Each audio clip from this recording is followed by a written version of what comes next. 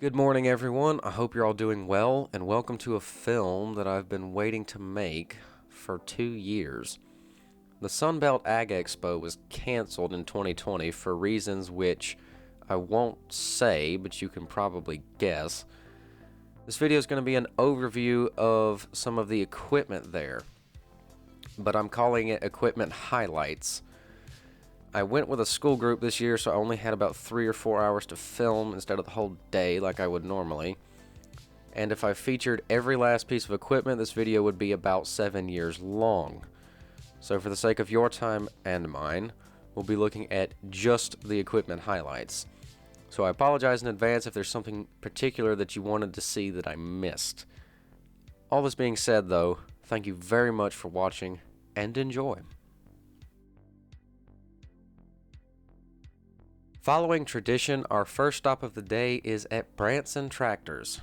Since 1998, the company has built top-of-the-line garden and compact tractors. Their lineup consists of machines ranging from 21 horsepower up to 58 horsepower, and almost all models can be equipped with a bucket loader on the front. In addition, some models can be equipped with a rear-mounted backhoe digger. Many of the tractors do not have enclosed cabs, meaning, unfortunately for me, the seats are wet early in the morning, and I learned that the hard way. Some noteworthy appearances include the 2205 hydrostat, the 4208C, the 2610 hydrostat, and the 5520R, the latter being one of Branson's largest tractors. The 2205 hydrostat is an all-in-one machine, featuring turf tires, open station, front-mounted bucket loader, cutting deck, and the rear-mounted backhoe with stabilizers. Each of Branson's models is powered by either a 3 or 4-cylinder engine that meets Tier 4 emission standards.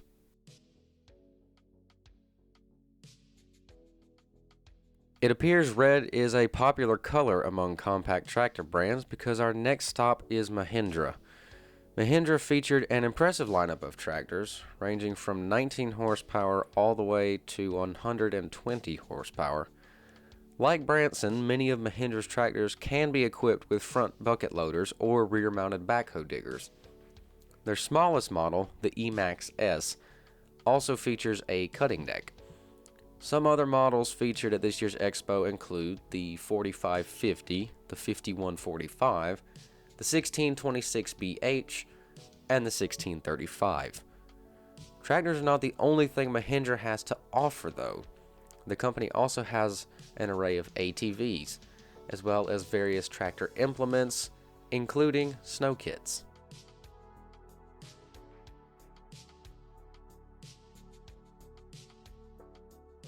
Next up, we have some orange mixing in.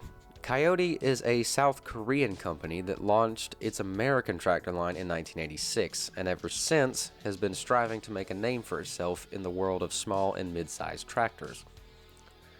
Their tractor lineup ranges in power from a 3-cylinder 20 horsepower engine to a 4-cylinder 110 horsepower engine. Each machine has the option for bucket loaders, and some smaller models have options for backhoe diggers or cutting decks.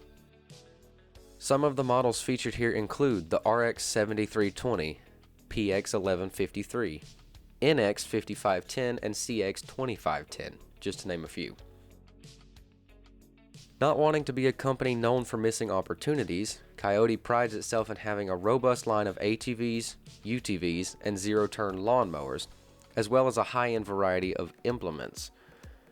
One noteworthy model featured at this year's Expo includes the Mecron 2240, one of Kioti's all-terrain vehicles, which can wear either traditional orange or a special dark green livery. But Kioti wasn't finished there. They also decided to showcase 2 prototype models, which will hopefully be coming soon. The first is a stand-up zero-turn mower. That's right, no seat. The other is the company's entry into the world of skid loaders, a bold step at expanding the rapidly growing company. Whether involved with agriculture or not, almost everyone knows this green and yellow. The plow company first entered the tractor business in 1918 with the Model N, better known as the Waterloo Boy. From then on, John Deere has expanded massively into different types of equipment. In recent years, Deere was the only company to showcase a combine, forager, or cotton picker at the Expo, though none of those made an appearance this year. They would also pride themselves in having the largest array of equipment at the show. This also changed as a much smaller array was displayed, and because their assigned lot was the same size as usual, each machine had to be spread out to try and cover the space. This isn't directly Deere's fault though, as the Expo sources equipment from the nearest dealerships. This very well could be all they had available. Considering what the world just went through in the past 2 years, it's understandable. All this being said, the equipment they did have was a very nice selection, including a 400 series sprayer, a few next generation 8R series tractors, some balers, tillage equipment, and planters.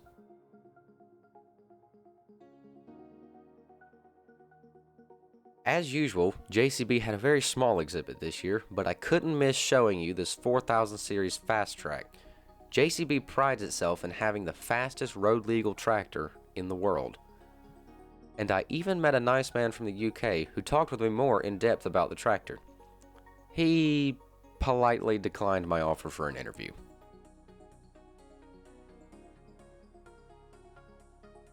Deutz-Fahr first entered the tractor business in 1894 with a 26 horsepower traction engine.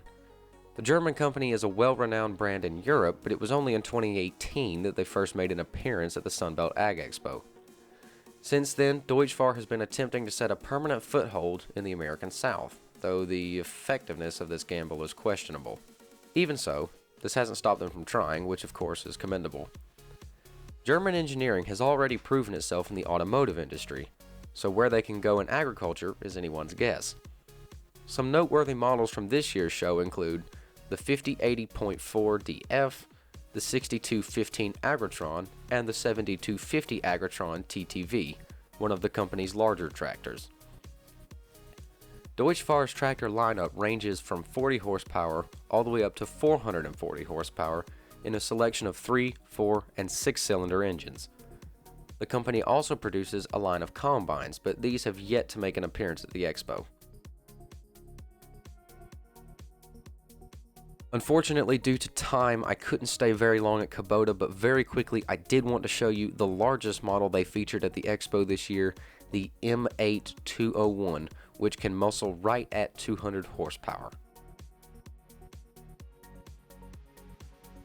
Many years ago, New Holland was one of the largest equipment brands that made an appearance at the Expo, bringing a massive array of tractors, hay and silage equipment, construction equipment, self-propelled windrowers, a CR Series combine, and an FR Series forager. New Holland has radically scaled back their booth as of late, but that doesn't mean they can't bring a good lineup. This year they opted to focus on their T5, T6, and T7 series tractors, their roll belt family of balers, as well as other hay and silage equipment and construction equipment. Some noteworthy models include the T6 155, the T7 215, the Workmaster 120, and the Roll Belt 450 and 460, with the 450 being the smaller of the two. New Holland has made their tractor labeling quite convenient, with the number before the period being the series and the number following the engine's horsepower rating. So for example, a T6.155 is a T6 series tractor with approximately 155 horsepower. All in all, a very good display from New Holland this year. After years of waiting, Case has finally brought a combine to the Expo once again, but just before that, let's take a quick peek at this. For reasons I cannot be bothered to make up, this Krone Big X forager was not actually at the Krone booth, but rather at the Case booth. Krone is a globally known producer of hay and silage equipment, and the Big X forager has made a name for itself in the world of silage. This particular 630 model cranks out 653 horsepower, but this pales in comparison to larger models. This is because Krone also holds the current record for the strongest forager in operation, the Big X 1180, which punches out a whopping 1,150 horsepower. Now on to my favorite brand of the whole show, Case IH. Along with New Holland, the Case display has been massively downsized in past years. That being said, they came out strong this year, bringing the only combine you will find at the 2021 Sunbelt Ag Expo. In 1977, after several years of testing, International Harvester introduced a new and completely different style of combine, unlike anything in use at the time. The new rotary design used a single large cylinder, or rotor, which ran long ways front to back in the machine. Other companies began to follow suit. New Holland developed a twin rotor design. Claas adapted it into a conventional rotary hybrid for the Lexion, and other brands like Deere waited until the patents ran out to implement their own single rotor design. The revolutionary system laid the foundation that all modern rotary combines are based off. This year, Case IH brought one of their new 8250 machines. This Class 8 combine has a 410 bushel grain bin and is powered by a 480 horsepower engine. The auger, with its adjustable end spout, can unload the entire bin at a rate of 4.5 bushels per second. Apart from the combine, Case also featured a 580 horsepower Steiger quad track, as well as some of the new generation Magnum tractors, some smaller series tractors like the Maxim and Puma, and tillage and construction equipment. All in all, a very exciting presentation from Case IH this year. Now we're headed over to the AGCO family. AGCO is actually a parent company which contains Massey, Ferguson, Challenger, and Fendt. Unfortunately, Challenger did not make an appearance at this year's show, so we'll start with looking at Massey Ferguson. Massey aims its efforts at producing top-of-the-line tractors, hay equipment, planters, and various material handlers and implements. Some noteworthy tractors featured here include the 8700S, the 7700S, and the 5700. Also making an appearance at the show is the 8S265.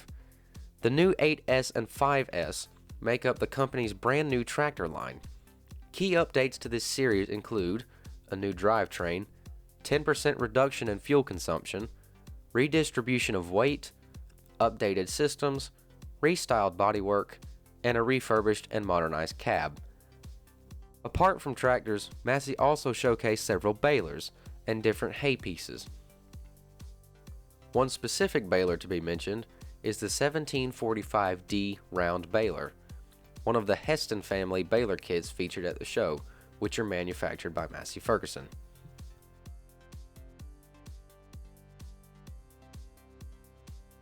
At the other side of the AGCO booth, we have Fendt.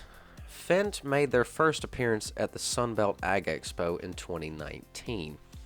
Fendt is a German company based in Marktoberdorf, Germany, and I do apologize if I said that wrong, and has gone down in history for creating the world's first continuously variable transmission for use in tractors.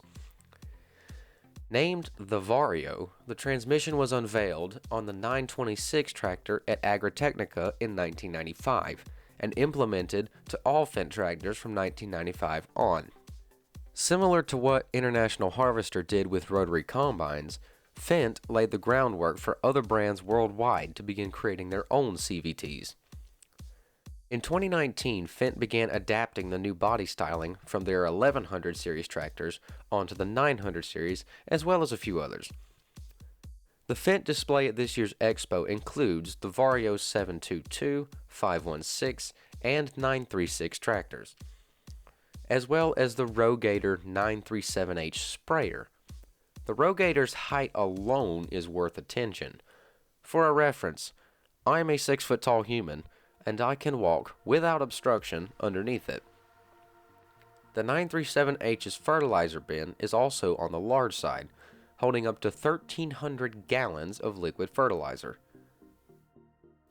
All in all, a great lineup from the AGCO family this year.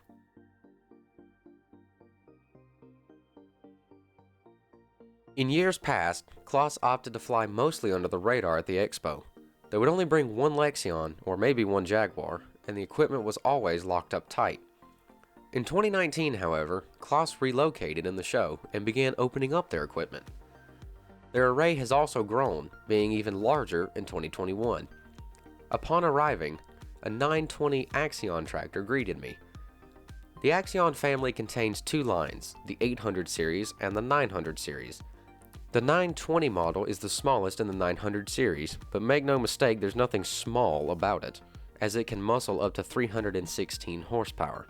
Beyond the Axion, Claas showcased an array of their prized silage equipment, including tedders, Roland and variant balers, and not one, but two twin Jaguar foragers. The 980 and 840 Jaguars were presented side by side with 884 horsepower and 406 horsepower respectively. One of the foragers featured Claas's well-renowned Orbis header, which uses a series of rotating knife wheels to pull crop into the machine. The other forager featured a pickup header designed to collect crops such as alfalfa that have already been windrowed.